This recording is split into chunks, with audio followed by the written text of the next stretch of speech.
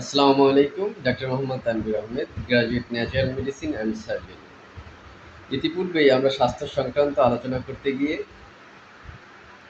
Physical, mental এবং spiritual বিষয়গুলো নিয়ে অল্প করে অল্প পরিসরে আলোচনা করেছি। তারই পুনরাবৃত্তি হিসেবে আমরা স্পিরিচুয়াল হেলথ, যা কিছুটা সম্পর্কিত ধার্মিকতা অথবা ধর্মের সাথে সম্পর্কিত। সুতরাং আমাদের উচিত আমাদের ধর্মীয় অনুশাসনগুলো মেনে চলার যথাযথভাবে চেষ্টা করা। জুম্মা মোবারক।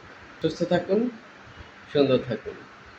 আর স্পিরিচুয়াল হেলথকে ভালো করার জন্য অবশ্যই স্রষ্টার সাথে সম্পর্ক রাখুন। স্রষ্টার সাথে সম্পর্ক রাখার জন্য অন্যতম গুরুত্বপূর্ণ মাধ্যম হচ্ছে সালাহ বা সালাত, নামাজ।